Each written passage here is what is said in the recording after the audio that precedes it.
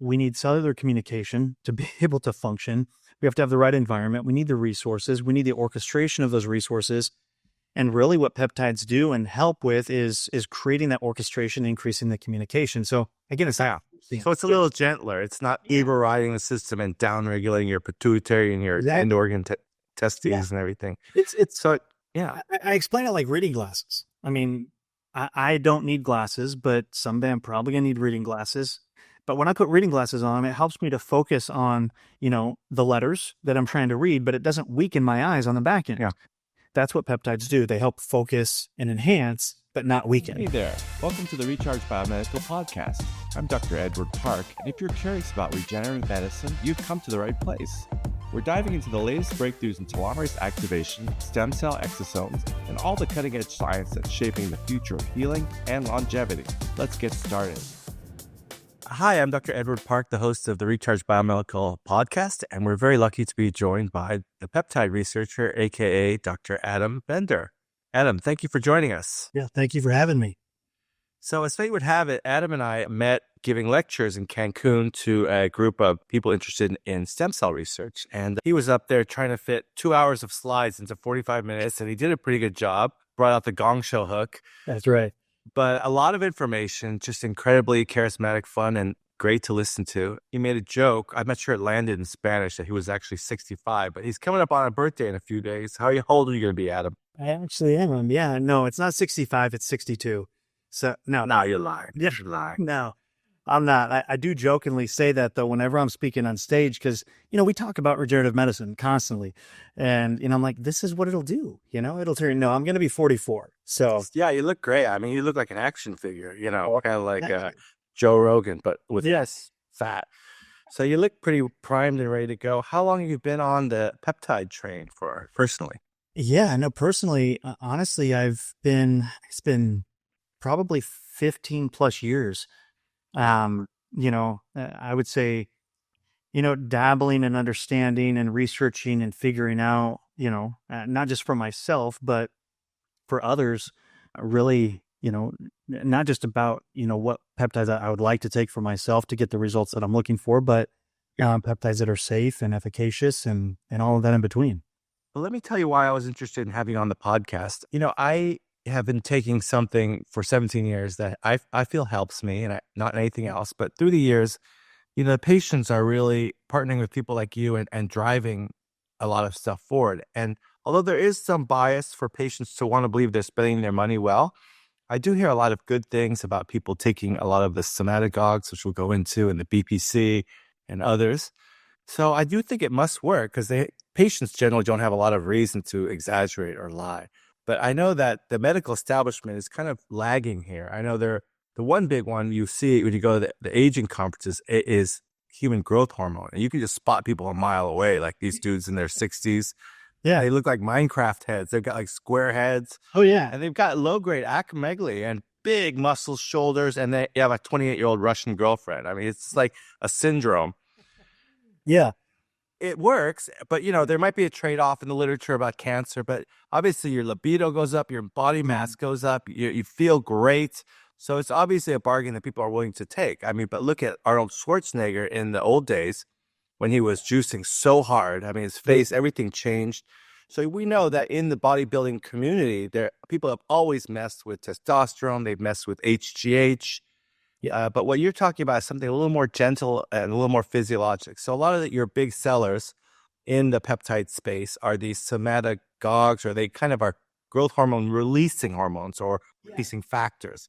Tell us the difference between that and just getting your gym bro to inject you in the butt with HGH. One of my partners and I, we always talk about, it's like bro science, because there's so much bro science out there, which is a lot of, the guys at the gym, and, they're reading online and they're finding resources for, what I would call their exogenous growth hormone, and you have exogenous testosterone, and, people talk about bioidentical this and that, but there is truly a difference in like an exogenous growth hormone, which is basically taking a synthetic derivative of the growth hormone that your body creates, and it's injecting it. And the best way to describe that, it's almost like a waterfall or a flushing or a push of growth hormone to the system. And then you have to continue to do that. And, again, it works, it pushes, but it's in a sense pushing the pituitary gland to really, in a sense, overproduce your body's natural growth hormone. And it's also just putting it into the bloodstream. So I guess I would say it's less of the pituitary gland producing, but more of just throwing it into the bloodstream, letting the body utilize it, and then you need to do it again. So that's more that exogenous. And yes, it's high doses. You can go back and forth on the research, and some say that it can have some adverse reactions down the road. I think with anything, it's the abuse of utilizing products like that, which we both understand. We live in a society where everybody just wants more. So like more is always supposed to be better, when naturally and ultimately, I don't think that's always the case. I think, over the decades, HGH has really solidified itself as a sort of anti-aging drug when used wisely. I think it's I know I had this misconception before I prepared for the talk here that, you could get E. coli to make it. Yeah, if you transfect the gene, you can get like E. coli to mass produce it. But the peptides that you're offering and that most people are in the marketplace are offering are actually synthetically, or, not synthetic, like they're fake chemicals, but they use amino acids to build them one by one, right? Yeah. So we'll get into that a little bit, but just for people that don't know anything, I'll just get a little bit terms out of the way. So an amino acid before we get there, real quick, Doc, I want to get into this because, I talked about that growth hormone, the exogenous being kind of, in a sense, pushing the body into a growth hormone state of just like pushing that into the system. Whereas what these therapeutic peptides are doing, the secretagogues, the growth hormone secretagogues, which is actually two different categories. There's growth hormone secreting peptides, and then there's growth hormone secreting hormone peptides. Right. And working whether on the pituitary, the hypothalamus, the reaction though, and those are things like tesamorelin, sermorelin, there's MK677, there's ipamorelin, CJC. So again, and what's interesting is they're all within that category, but they all hit different receptors, and their natural response when they're put into your system is to optimize how the pituitary is releasing the growth hormone, because the pituitary releases thank you, Brad. That's really what I was driving at. It's not like a big surge of testosterone or growth hormone. It's more works with your system to gently, it's actually, because, if we turn back to the gym bros, over the years, some of them get liver damage, some of them get neuropathy. One of my patients was injecting, and he thought the seed oils gave him neuropathy down the line if they're mixed with. So there's a lot of bro science, like they say the cyprinate versus the other propionate. One causes more gynecomastia, and then they have to take the blockers of the estrogen. So they're kind of out there. But now the doctors are involved too, and I know that the patients who come back to me, they're always like, "Hey doc, what do you think of epamorelin or this or that?" And I'm like, I don't have any experience, but it seems to be all in all very positive. And so, but let me just explain to people what a peptide is, because it's not that clear. Yeah. So basically, our genes make proteins and smaller amino acid chains called peptides. Somewhere between 50 to 100 or less is considered a peptide, whereas giant things that can be hundreds and thousands of amino acids long. And amino acids are just the letters that spell out these building blocks that make the peptides and proteins. Those are stringed together. So when you talk about a protein, that's like a big thing like hemoglobin or something like that. They have structure because of the way that they predictably fold on each other. But peptides usually don't have that much of these pleats or helices. They don't have that structure that makes them a functional mini machine, right? So what you're talking about is something that is easily synthesized. And let's talk about that for a little bit. So from what I was reading, you probably use the solid type of... solid phases. Okay. Yeah. So for those, just so they can visualize, they take the tail amino acid and it grows in a certain direction. And I guess they just add one on, making sure nothing extra gets added, and they flush and they add on the next. So if you're like spelling like monkeys typing Shakespeare one letter at a time, if you do it well, you won't get a pure thing because there's errors, but you can sort it out later in the filtering and get your pure exact number, like 33 amino acids, and then have it 99% pure. Is that roughly the thing? Yeah. And one of the ways that I described is like, you've got like your workbench, and then on that workbench, it's almost like think of it like a sticky glue of tape or resin that just goes straight across. And I'm going to take this amino acid, I'm going to start lining these amino acids up in a row. And then when I get to that end of the line, I'm going to cap that off. And then I do the next one and I cap it off. And then it goes through a purification process in a sense, kind of washes out that resin. Right. And yes, as it goes through, Just typing one letter at a time what the next amino acid is going to be. And it's not going to be 100% perfect, but it's going to be pretty good if you know what you're doing.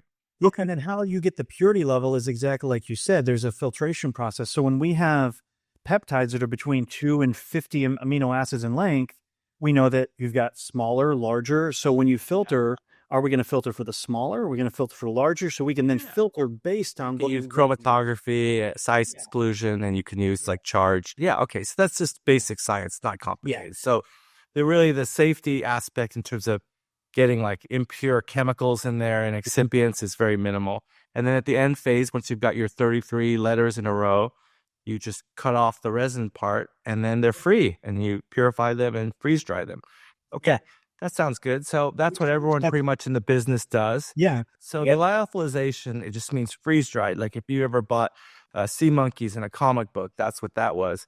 So there's also exosome makers that lyophilize. So for those that don't know, that's just 3 steps. Put water in there and they freeze it so that there's crystals, right? And then they put a vacuum over it and then it sublimates. I mean, it doesn't get wet. It just kind of goes from ice to gas. And that gets rid of 97% of the water. And then the secondary, they just put it over low heat and it kind of just, the water goes away. And then you get your powder with your residual amino or peptide, right? Peptide or yes, exactly. Yeah. Okay. Yeah. So let's talk about that. That's even the people who sell the exosomes, if they don't have an exosome product, and I talked to this with Scott Martin, who works for a different exosome company, even they said, hey, it's like 80% viable if you freeze dry exosomes. So you do have to use like a sugar. I don't know if you use trehalose or something like that, but that's part of it. But it's pretty inert. So when people reconstitute it, when we'll go into this safety-wise, obviously not everyone's so good with sterile technique. They have to buy sterile needles and syringes to reconstitute, but they're just going to put a little bacteriostatic water in there and just gently reconstitute and keep in the refrigerator. That's all well and good. But from my point of view, as a doctor who injects things IV a lot, I think that there's a point of failure there. And I know you guys addressed that on the website. Answer me this question. Why bacteriostatic water and not saline or sterile normal saline? Well, and I wanted to address that because we typically recommend, so you're talking about IV. If we're talking about like a sub-Q injection or an IM injection, if you're using something for multi-use, bacteriostatic water is going to be the essential because we know, again, you talk about sterile technique, wiping the alcohol on the top, you're injecting the needle, you're drawing it out. Well, if you're only drawing a small portion, because that's the other thing that I think needs to be clarified is, peptides and their precision, you're utilizing, the majority of the time, micrograms of peptides. It's not like a milligram. Some you are like a MOTS-C or some of these GLP-1s, but it's typically micrograms. So if you have say a 3 milligram vial of a product and you're using micrograms, that's multi-use. So we utilize bacteriostatic water just for the purity, making sure that if you're injecting in, you're coming out, it's safer. If you're doing something where you're using a whole vial at once, or I would say utilizing sterile water would be something that could be actually pretty efficacious and less stinging to a patient. I only reconstitute with like normal saline without preservatives, but I used to use Botox, and back in the day, because it's so expensive, we did use bacteriostatic water. But just for the layperson, so they can understand, there's bacteria everywhere. So anytime you introduce air into the vial, then the dilutant gets a little contaminated with air, bacteria, and then you take that sterile product and inject it into your freeze-dried powder, and then the clock is ticking. So I know that your website recommended don't leave it in the fridge more than a month. I think that's okay, but especially because you have the bacteriostatic alcohol in there. But I guess if I was to inject that IV, I'd be a little worried just because, it's a little faster release. And so most of your consumers, they're just out there injecting their sub-Q skin, right? After reconstituting. And a lot of them are. We work with a lot of clinicians. We work with a lot of just individual customers. And it's just going into sub-Q, like around the belly, around the umbilicus, about 2 inches out, different sub-Q sites. You can do also IM. We have NAD, which is not necessarily peptide. It's a coenzyme, but, some people do IM with that. In terms of like if you have recent muscle or tendon injury and you're doing BPC, something IM might be okay. It may be okay. There's no actual clinical evidence that actually shows like injecting BPC or TB500 directly at a site of injury is going to be more efficacious than injecting it just sub-Q around the abdomen. Now, is there a, kind of a psychosomatic, like pseudo, healing response where we think, oh, I'm here at the site, it's going to be better for me?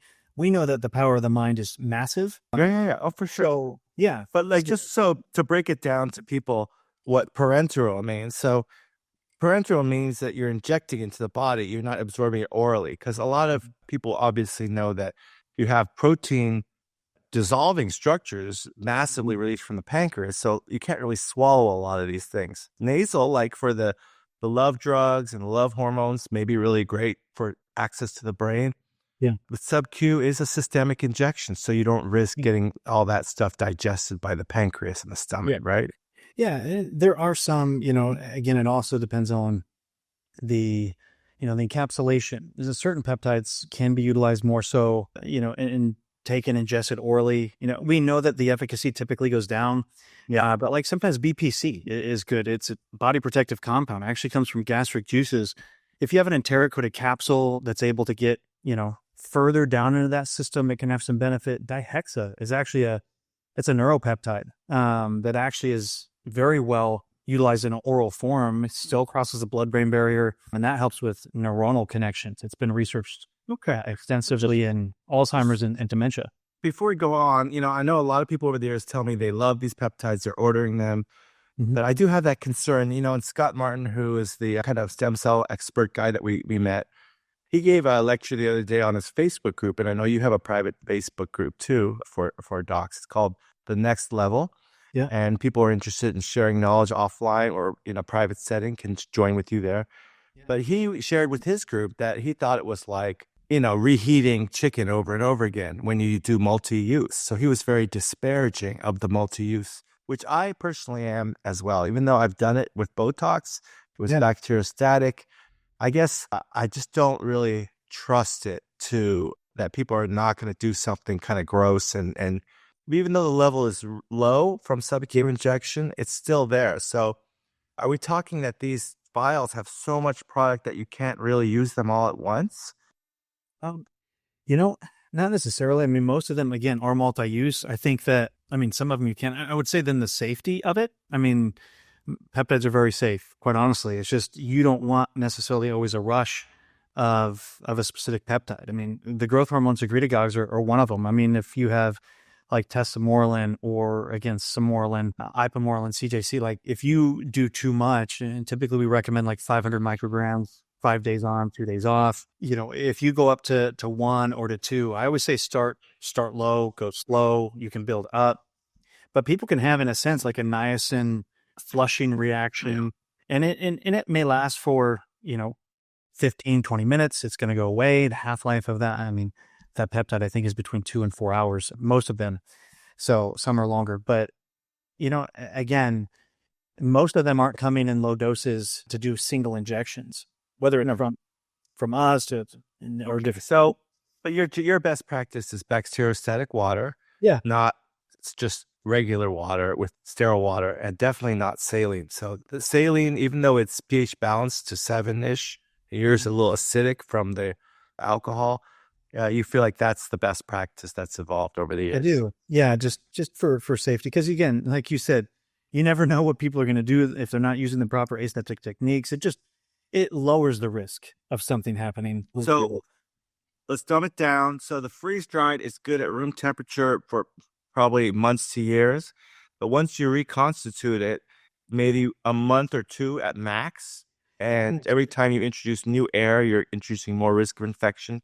But the freezer generally is not, unless you have a -80 freezer like I use for exosomes, the freezer is not usually a good place to go because you're freezing and thawing, right? That compromises the product. Yeah, because the bonds that are holding those amino acids together too are, they're quite fragile. So when you freeze it, it's going to expand any fluid that's in there. So it can actually break those bonds, that makes sense. Denature the peptides. And that actually goes into the point of even in reconstitution for those, I know you explained it, but reconstitution is basically taking your backwater, putting it into lyophilize, so then it becomes a liquid form. I've had people be like, how do I take this powder? And I'm like, what, you don't take the powder, you don't take the lyophilized product. That's not good. Yeah. Got to reconstitute. And you don't do this, right? Yes, and you don't shake it. You don't. Okay. You slowly twist it or just tilt it back and forth to make sure that it fully dissolves. Yeah. Gotcha. So most people can get over their fears of that and do that relatively safely, I think. So basically, you'll be shipping something to somebody in a freeze-dried form, and it's good for what, years on the shelf at room I mean, temperature? 18 to 24 months, honestly. Yeah. Okay. As long as it's kept in a cool, dry place, don't set it out in the sun. Yeah. Yeah. So let's talk about what happened. I think it was 2 years ago. The FDA got real excited about cracking down on peptides in this country. So a lot of people kind of got letters, and so even though it was very much a consumer-driven health kind of biohacking thing, how did that reshape the industry in terms of people's visibility and their ability to sell product? Yeah, I mean, I think it had a massive impact on a lot of the clinicians, physicians that were utilizing, these very safe products to help their patients and their clients. I think that at the same time, even in the industry of, we talk about stem cells and exosomes. I mean, the same thing was happening around that same time. And I think that it did get rid of a lot of the industries, people that were just, I don't want to call them like working out of their garages. No, literally like fly by night, KitchenAid, strip mall. Yeah, absolutely. And so, there's a crackdown. I mean, the FDA's regulation is to make sure that products that are being utilized are safe for people. And so, there's good. It did shift the industry a lot. I would say that the hardest understanding of it is, if they're saying that something isn't safe or there's not enough research. I find that across the board, whether it's peptide, stem cells, exosomes, vitamin C, where we hear all the time, well, there's not enough research. There's not enough research. Well, I tell people, nobody has to listen to what I say. Just go research, because there is a tremendous amount of research about the safety and the efficacy of a lot of these products. We age because our telomeres shorten and our stem cells deplete. But what if we could support both? I've been taking TA65 for 17 years. It's the only supplement I trust to support better mood, better sleep, and exercise recovery. And at age 57, I don't have any gray hair and I don't need reading glasses. TA65 is available now. Go to rechargebiomedical.com/TA-65 and enter promo code RECHARGE10 to save 10% off. That's right. And so, obviously you got to follow the money, but so FDA's cracking down on a lot of these things. I mean, Bill Falloon 20-something years ago went to prison for a few months because he was saying, don't take our vitamins. So they've always had a crack at it. So around the same time that they attacked peptides, they actually shut down compounding pharmacies and made them do this rigmarole where they reclassified their designation. So it's really a way, like you said, of thinning out the herd and making sure only the strong survive. But yeah, I do think it's shocking. I used to know a manufacturer. He sold his factory for only like $40 million to China, to some Chinese company. And the Chinese company's business was to take Chinese supplements, take them to his factory, put new labels on, and sell them back to China because people didn't trust the products. And that was their business model. They wanted something to say U.S. on it, is what they wanted. Yeah. Because, I used to make a supplement line myself, and I didn't trust, even my manufacturer. So you get third party always testing for safety, for heavy metals, for bacteria.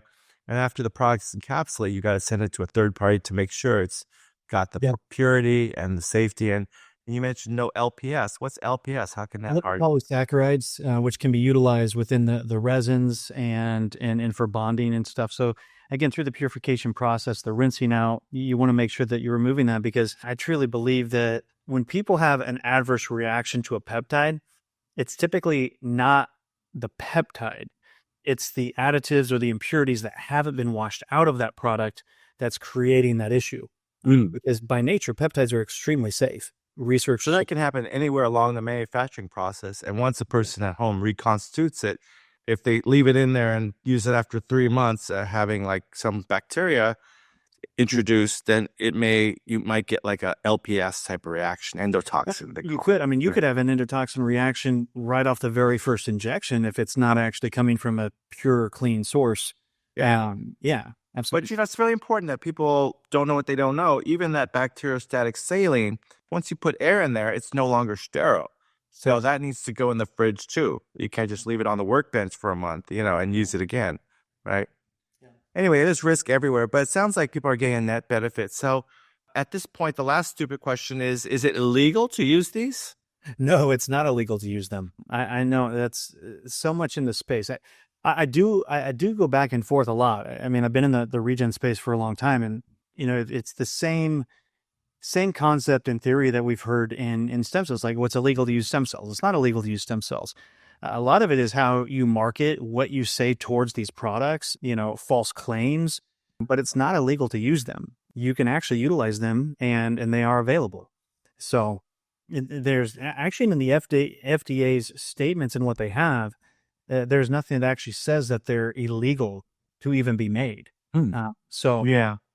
Okay, great. Now, some of the people claim that this origin goes back to Russian scientists at the Institute of Bioorganic Chemistry. And, I don't know, is BPC, I guess it is naturally made, but are there any like synthetic non-naturally occurring ones that are on the greatest hits? I mean, every peptide is actually naturally occurring. There's over 7,000 different peptides that have been identified and utilized and produced. And they're producing a synthetic form of a natural peptide. So they can take the exact same amino acid sequence, like BPC157 comes from gastric juices. So they can find out the amino acid sequence of what BPC157 is, and they can synthetically make the exact match, like it, and so that your body, I know you guys sell a lot of this Ozempic type stuff. And so for people that don't know, the last 8 years, Ozempic has gone nuts. Like all these stars are losing weight. And so let's break it down to it's a glucagon-like peptide, right? As secreted in the intestine, and it raises insulin and lowers appetite and gut motility, and people lose a lot of weight, and they can come out of diabetes. So could be net good. So you've got on your website GLP-1, 2 itself, I guess, and then you've got something like semaglutide or Ozempic. And I didn't see tirzepatide. So we have, that's a big regulatory thing right now. Anybody that mentions the terms Ozempic, Mounjaro, semaglutide, tirzepatide, there's some very large pharmaceutical companies that are coming after it. Yeah, I wouldn't think so. There's a lot of money out there. There's lots that's happening. So if you're selling a glucagon like peptide 1, they do. And then like 1, which mimics one that starts with an S. And then you have a glucagon like peptide 2, which has a T, which mimics one that starts with a T, if you want to go into name. So, and then we have one that's, so if you've heard of retatrutide is actually a triple agonist that works very, very well. GLP-1, GIP, and then it actually works specifically on glucose metabolism. So it actually helps rev metabolism within the. So in terms of the amino acid sequence, is it similar or the same as GLP-1? They're similar, right? They're not. They're similar. Okay. So it's like a semi-competitive agonist. Right. Well, yeah. And what people don't realize is, semaglutide is a peptide. Tirzepatide is a peptide. Retatrutide is a peptide. They've just added a covalent bond, an extra piece, because your body's natural peptide, that GLP-1, the half-life is maybe an hour to 2. But if we notice people that are taking the GLP-1s, their recommended dosage is like once a week. Because they've been stabilized chemically. Yeah. They've stabilized it so it'll actually last longer within the system, 5 to 6 days. Okay. So, these things are not benign. They're very powerful. So I know that you have a calculator. Yeah. Is it foolproof? Like if I want to take so many micro or milligrams, I go to the calculator and I know how much water I'm putting in there.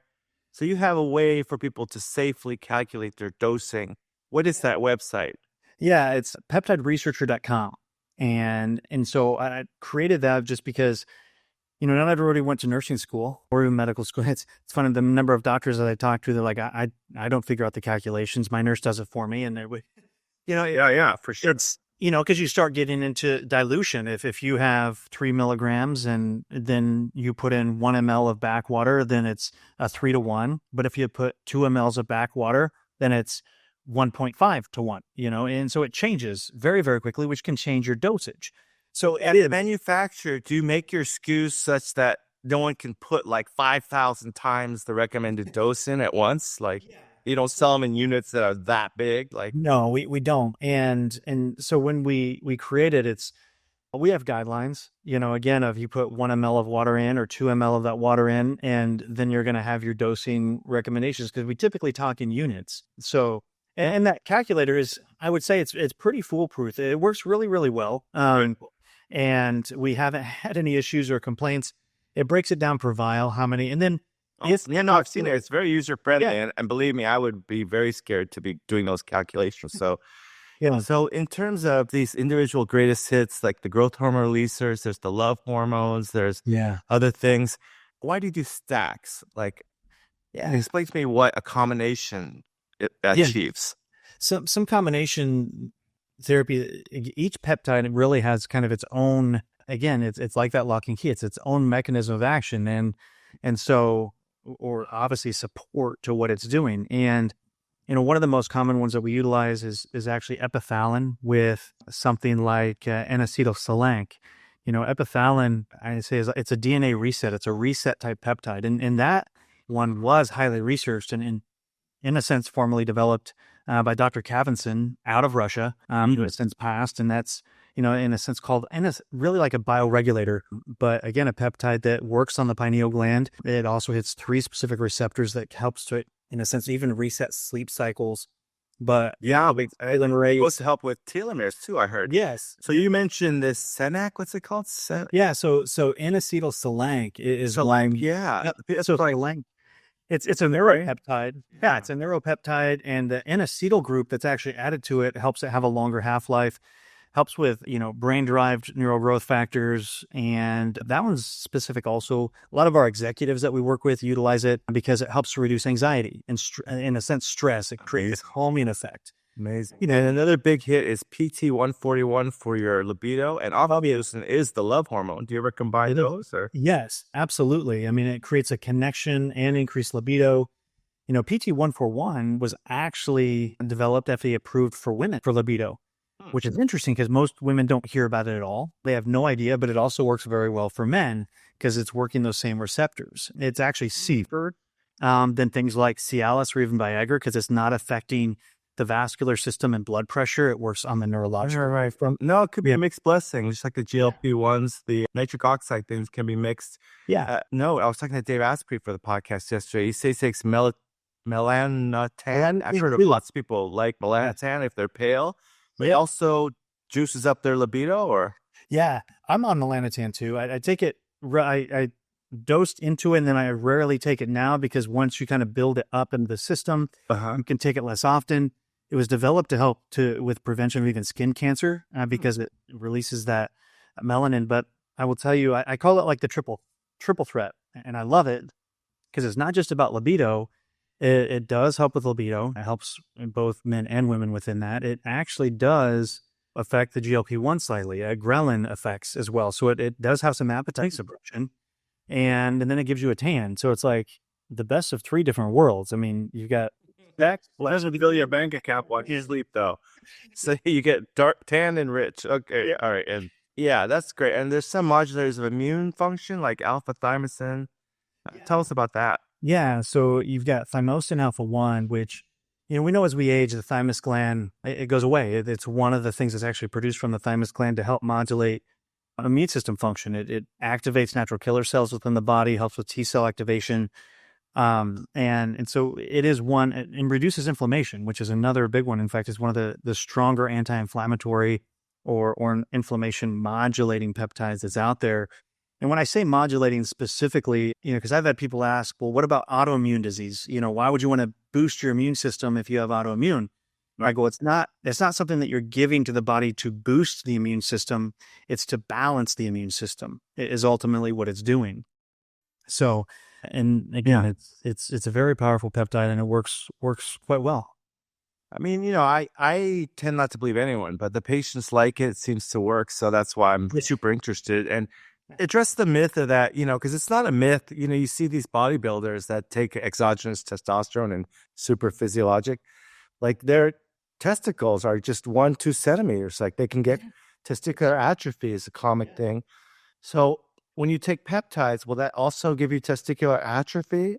No, they're working at different mechanisms completely. Even the growth hormone isn't working specifically on testosterone release. There are peptides like kisspeptin, which can help with regulating hormones, testosterone specifically, but it's not going to have that. Again, it's a pushing effect. And when you take something exogenous like that, it's a forceful reaction to the body. It's pushing it into something, which can then have obviously some downregulatory effects, where this is not pushing the body into anything. It's optimizing what you actually need. Our body loses the communication signals over time. We know that from senescence, cellular exhaustion, stem cell exhaustion, all these other things. I go into the fact that we need cellular communication to be able to function. We have to have the right environment. We need the resources. We need the orchestration of those resources.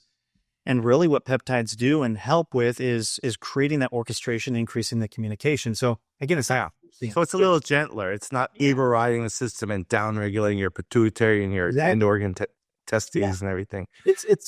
I explain it like reading glasses. I mean, I don't need glasses, but someday I'm probably going to need reading glasses. But when I put reading glasses on, it helps me to focus on, the letters that I'm trying to read, but it doesn't weaken my eyes on the back end. Yeah. That's what peptides do. They help focus and enhance, but not weaken. Well, it sounds great. Well, is it something that Big Pharma is not going to monetize anytime soon? Is it still going to be in the hands? They have. They have monetized it, though. PLP-1. Ozempic is a blockbuster, right? Yeah. So think about in that industry, it's like, well, we have these other, therapeutic peptides that were on the market, like BPC, CJC, some of these other peptides. But then they see that there's this larger market. And if the FDA comes in and says, well, we're going to regulate all of these, but we'll leave these other ones. In a sense, it's kind of a game and a play of where they're at. It's like, okay, we'll get rid of these. In a way, like, I kind of don't explain to me, because it naturally occurring things, according to the Supreme Court, like genes and things, maybe even exosomes, they're not really patentable, which is good, I think. Right. So if you slightly modify GLP-1, which they have, then you get a blockbuster drug, which you can monetize. Like, that's gold. But are they coming after your other greatest hits, like your other love hormones and your other things? Or they'll always come after every single one of them. And what they'll probably end up trying to do is to patent their own. And, a lot of compounding pharmacies now, to maintain GLP-1s and put it, is they'll add in like B12 into it. So now it's a different product. Proprietary. Yeah. It's like a cocktail, right? Exactly. It's a rum and Coke, not just a rum. Yeah, interesting. Yeah. Well, I think that you're doing interesting work, and a lot of it is so incredibly hard because it's very empiric, right? So people have anecdotal experience. You kind of file it away. You try and stay away from danger. So as long as people are not like really mishandling and overusing, overdosing, would you say that the therapeutic index, or the range between efficacy and safety, is large? Like, if I made a mistake and accidentally gave myself 10 times, am I likely to have an untoward effect? Yeah, no, honestly, the safety profile of peptides is incredible. Honestly, it's very hard to overdose. Like I said, the most common, if somebody's giving themselves too much, is going to be probably a growth hormone secretagogue. And I mean, BPC is one of the safest peptides. I call it the multivitamin of peptides. But you don't see frank acromegaly in your patients then? No, not at all. And if you're really looking to get fit and bulked up for the finals, then this is not for you. This is not going to make you. Yeah, no, this is. So I think maybe we just need to reference the fact that, like, you talk about anabolics, like anabolic steroids, testosterone can be anabolic, growth hormone, exogenous hormone can be anabolic. Where it's building this massive growth. Now, can you have growth utilizing something like tesamorelin, sermorelin, MK677? You can, but again, it's in a sense as a pulsative effect of naturally allowing your body to do what it can, not pushing it into what you want. Yeah, that sounds more gentle and physiologic. All right. Well, so people are interested, they can go to your website, the legacybioscience.com. Legacybioscience.com. Obviously, you work with a WHO registered and GMP inspected, FDA inspected process. So you have control over the quality. It's not coming from Asia or anything like that. Correct. And then one of our favorite sites that people go to is peptideresearcher.com. They love it just because they get to read, and I'm trying to add more and more to that as much as I possibly can. I only have so much time on my hands, but I still love to dive into the research. I get into, you get in that rabbit hole. I just keep going. The next thing I know, it's, 4:00 in the morning. I'm like, I think it's amazing. And for you to travel as much and lecture and share the knowledge, I'm glad that it's working out. And, hopefully people can benefit. I think, when you have N of one science, right? Like people wear the little rings and they get their concierge tests and they test year over year. And I used to do that for people as I talked to Joe Raphael, invented a way to measure like multiple ways of how old your lungs, your heart, your vision. At the end of the day, like people know if they're feeling better. And so that's why I want to talk to you because, you know, I'm getting good feedback from people. But again, I think that the science, if it ever comes clinically, is going to be very lagging until we get like a blockbuster like these GLP-1 agonists. Then it's like everyone jumps on board. Okay. So the question is, with so many people taking these drugs for weight loss and for diabetes, Mounjaro, Ozempic, yeah, a lot of people talk about the Ozempic face or the wasting, but generally people can have a really concerning loss of muscle mass. Right. And they can also have the GI motility problems. So what, if anything, can your stacks help with in terms of these side effects? Yeah, I think first and foremost, going into utilizing any GLP-1 is understanding that, you know, people are pushing so hard because they want the same results that everybody else has, but everybody responds differently to a GLP-1. When it comes to things like the Ozempic face and the muscle wasting, I truly believe that a lot of that has been because clinicians haven't monitored and have actually pushed too hard with the GLP-1s. Because we have to understand that it's not about weight loss, it's actually about fat loss, which is what we're trying to do and regulate insulin. So, you know, when you keep utilizing a GLP-1 and increasing a dose every month, when you may not have to, your body isn't pulling from stores of energy, you know, from fat first. We know that. It's actually going to pull from the muscle tissue, from the stores of energy that are there. So I would say that one of the things that we do to mitigate is not even just stacking anything. It's about slowing it down and not even increasing the dosages, because what ends up happening is people aren't hungry. They don't eat. If you put a picture of somebody that's anorexic next to somebody that has an Ozempic face, they look exactly the same. It's because they're starving themselves. One of the greatest benefits that you can actually give yourself when doing this is increasing your protein intake. You know, That's good. I have people that are... Let's take it. If you take a secretagogue, is that going to counter some of the muscle loss or not really? It can. I mean, there are some like AOD, which is, this actually stands for anti-obesity drug, which is ironic, but it's a fragment of growth hormone. That actually helps with muscle preservation. You could use sermorelin, you could use tesamorelin. And yes, it definitely will, but you still have to realize that if they're starving themselves, you know, they're not getting what they need. So a greater benefit would honestly be in increasing their protein intake and staying hydrated. I mean, that's electrolytes, putting electrolytes into your water, staying hydrated. That helps with the GI system. But I truly believe in this I just hosted a GLP-1 summit. We had 125 physicians in person and over 200 people watching virtually. And this is exactly what we talked about. It's, you know, the outcome is we all have what we're wanting to get as a result. I mean, I'm on a GLP-1. You wouldn't think that I would need to. You know, I'm 8.5% body fat. I'm lean. I work out, but I'm building muscle on a GLP-1. So the key take home is just be gentle with it, because when you drive down the blood glucose, your body thinks it's in catabolism. It thinks it needs to break down glycogen, muscle, brain, with fat, and it does it so somewhat indiscriminately. So instead of setting like a 40 pounds by Christmas goal, just go gently, you're saying. Yeah. Because your protein, your water, maybe add a secretagogue, and you'll be in sort of a gentle catabolism. Yeah. And that catabolism is going to be working on the fat, not necessarily the muscles.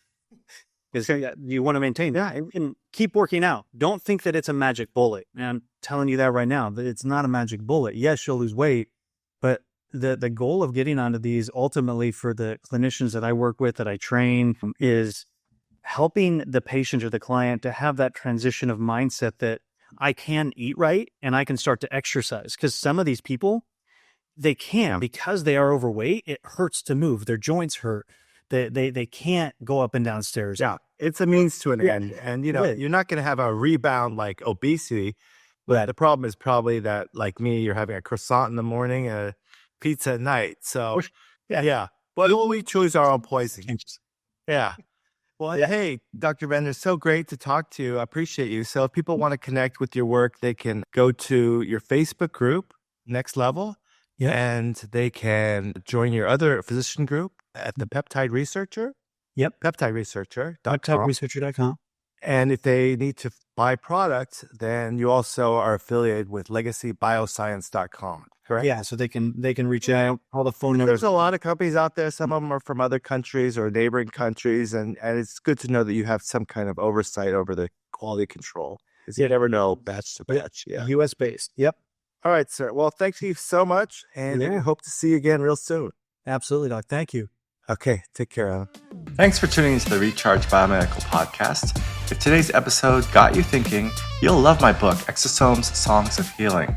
It's packed with cool analogies, full color illustrations, and all the science you'll need to understand how exosomes are changing the game in aging and regenerative medicine. You can grab it in paperback, ebook, or audiobook, whatever works for you. Now head over to www.rechargebiomedical.com to check it out. And don't forget to like and subscribe so you never miss another episode. See you next time.